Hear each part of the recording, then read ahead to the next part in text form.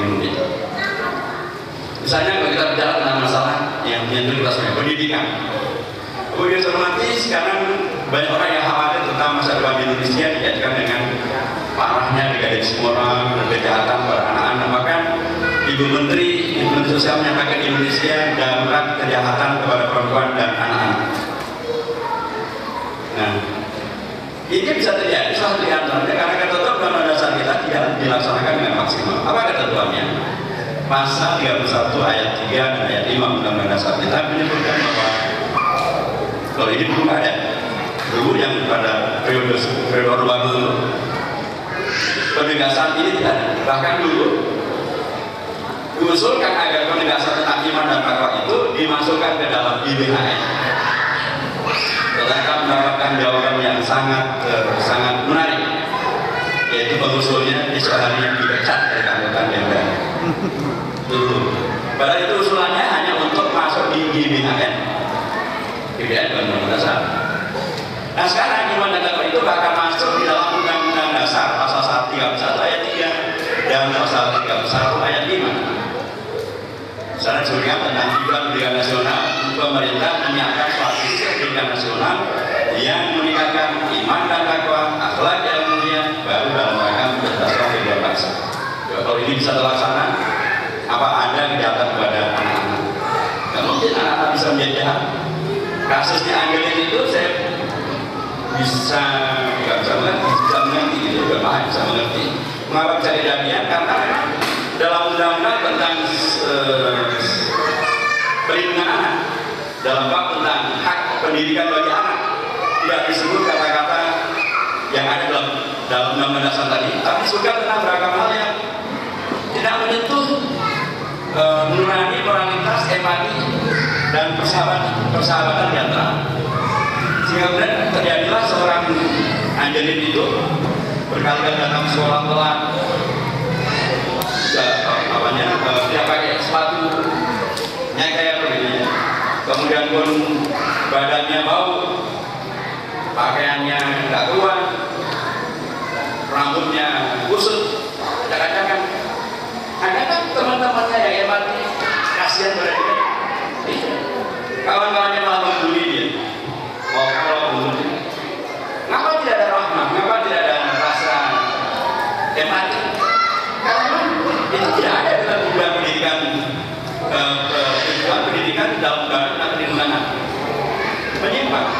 Karena tidak dilaksanakan terjadi penyimpangan dan terjadi masalah. Jadi saya mengatakan itu sebenarnya kalau undang-undang dasar kita dilaksanakan dengan baik, kita mempunyai pegangan yang sangat kokoh kuat untuk menyelamatkan Indonesia. Dan ini bahkan dibiayai oleh negara. Anggarannya tidak sedikit, 20% dari APBD adalah dalam rangka merealisasikan program pendidikan nasional. Cuma memang sayangnya pemerintah masih maju karena di bagian yang lain komplain kalau semuanya 20% untuk pendidikan, yang lain bagian apa? Padahal kalau kita serius, nah ini konon ini cerita juga saya tahu dia dari cerita. Dulu pada zaman orde lama, sampai tahun 50-an, di tahun 60 itu pendidikan hampir semuanya kalaupun bayar sangat murah. Bahkan pendidikan tinggi itu hampir semuanya istilahnya gratis, istilahnya ikatan dinas. Tapi kualitas luar biasa. Berapa itu mereka ada Indonesia, berapa itu negara yang sangat miskin. Negara-negara Afrika Utara juga demikian, negara miskin, tapi mereka memberikan beasiswa dari SD sampai S3. Jadi harusnya tidak menjadi masalah. Tapi kalau sudah terlanjur terbiasa dengan sistem penggajian dan sistem penganggaran semacam itu, 20% itu ternyata kemudian tidak sepenuhnya untuk pendidikan, tapi juga untuk gaji hidup. Ini yang benar menjadi masalah. Jadi saya mengatakan lebih hormat. Sesungguhnya undang-undang dasar kita memberikan ruang yang luar biasa untuk meningkatkan kualitas budaya Indonesia supaya Indonesia kita menjadi Indonesia yang kuat, yang maju, yang membawa kepada kerukunan. Yang terakhir Bapak dan Ibu hormati, dari banyak hal yang kemudian bisa berlanjut dalam konteks undang-undang dasar kita, ada hal yang juga kemudian tetap dibuka ruangnya oleh undang-undang dasar agar kemudian warga bangsa Indonesia berperan serta untuk memikirkan memajukan Indonesia, yaitu dengan cara merubah kembali undang-undang dasar. Sekarang ini misalnya itu di pasal 30 ya 1, 2, 3 dan 4. Sekarang ini banyak orang khawatir tentang masa depan Indonesia. Mengapa? Karena tidak ada satu cetabil, satu program jangka panjang yang mengikat semua orang untuk dilaksanakan. Ya, kalau dulu adanya GBHN. GBHN itu singkatan dari garis besar haluan negara. Garis besar daripada haluan negara. Sekarang tidak ada, karena di amandemen.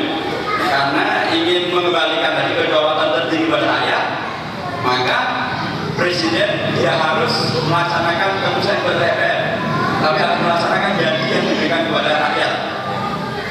Makanya kemudian janji-janji dia itu dijadikan undang-undang. Itu namanya undang-undang tentang rencana pembangunan jangka menengah dan rencana pembangunan jangka panjang. Tapi karena presiden itu maksimal dibilang hanya 2 periode, berarti itu maksimal hanya 10 tahun. Saya kita bayangkan, mana ada negara dipikirkan hanya dalam rangka 1 tahun. Kita punya sekolah, kita punya perusahaan, dan kita pikirkan 20 tahun, 30 tahun, apalagi negara.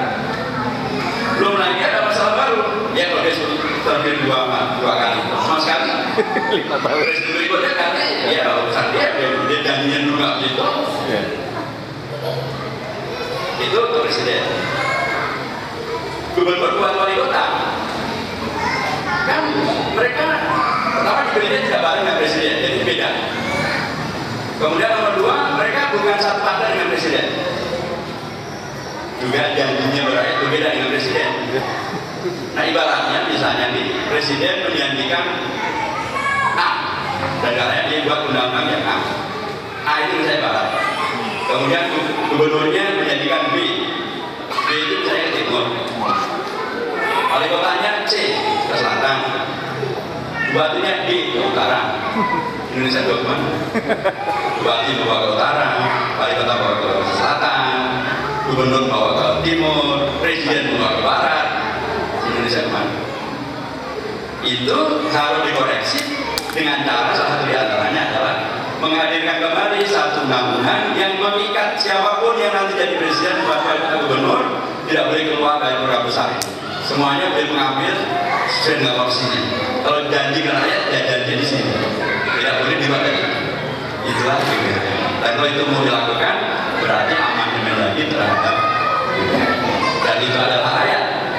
Rakyat boleh mengusulkan melalui anggota MPR. Nanti kalau misalnya ingin mengusulkan perubahan undang-undang dasar, baca lagi, kemudian dilihat lagi, maka itu dimungkinkan. Datang saja kami MPR. Kalau sebagai anggota MPR setuju, berarti itu jumlahnya sudah 232 orang anggota MPR, maka nantinya akan berjalan. Kalau kemudian dari 232 kemudian kita undang, hadirlah dalam sidang paripurna MPR itu 2/3. Kemudian 2/3 itu 51 yang sudah kita setuju, maka dari Jakarta dibuat secara baru undang-undang dasar yang sudah dirubah. Yang cermati, saya kira itu yang saya sampaikan. Negara Kesatuan Indonesia kita, negara kerja kita adalah bagian dari yang undang-undang dasar kita yang sesungguhnya memberi ruang bagi kita untuk, ya memang banyak masalah di negeri kita ini. Ya sesungguhnya solusinya pun juga terbuka untuk bisa kita laksanakan. Demikian Assalamualaikum warahmatullahi wabarakatuh. Klik like, share, dan jangan lupa subscribe.